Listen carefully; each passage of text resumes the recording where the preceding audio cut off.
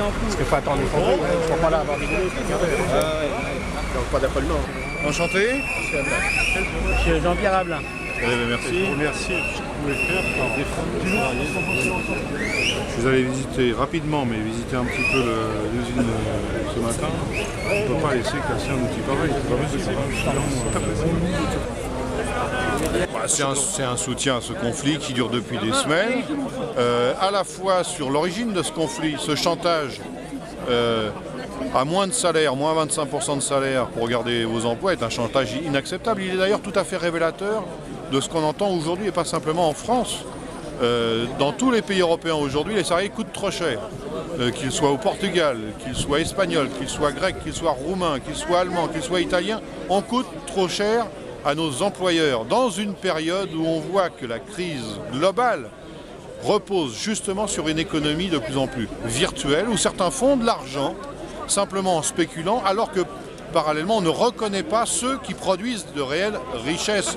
Fabriquer des pièces pour des automobiles, c'est fabriquer des biens destinés à la consommation, c'est ça qui doit être rémunéré, et non pas des phénomènes spéculatifs. Donc c'est à la fois pour encourager ce refus d'un chantage inacceptable sur une baisse des salaires, soi-disant pour sauver l'emploi, on trouvera toujours moins cher à l'échelle de la planète, et en même temps porter un projet alternatif à la fermeture de cette fonderie qui est performante, qui produit de manière originale pour un constructeur principal qui s'appelle Renault, à 80% de son carnet de commandes.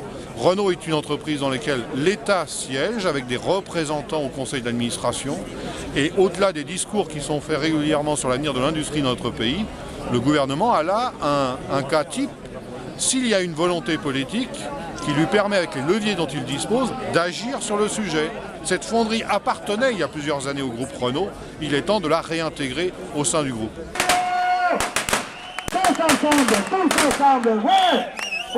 Si nous n'agissons pas solidairement, et c'est ce que nous faisons aujourd'hui, c'est l'ensemble de notre avenir qui sera fait de régression sociale. Alors, chers camarades, ensemble, aussi dynamiques qu'aujourd'hui, continuons la lutte, soutenons les camarades des fonderies du Poitou. Merci.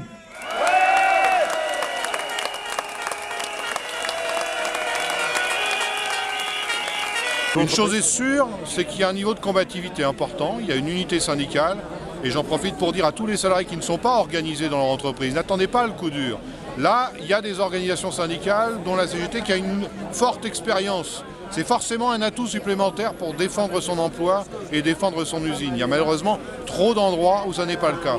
Et moi, quand je constate le niveau de combativité et d'unité qu'il y a dans cette usine, je suis assez optimiste dans la mesure où il n'y a pas d'argument contraire à l'analyse que nous faisons de la situation, et y compris au projet de reprise qui est tout à fait viable et souhaitable pour permettre à un constructeur automobile français de rester performant. Si un maillon de la chaîne dans la production des autos disparaît de France, c'est l'ensemble de la filière automobile française qui va être fragilisée.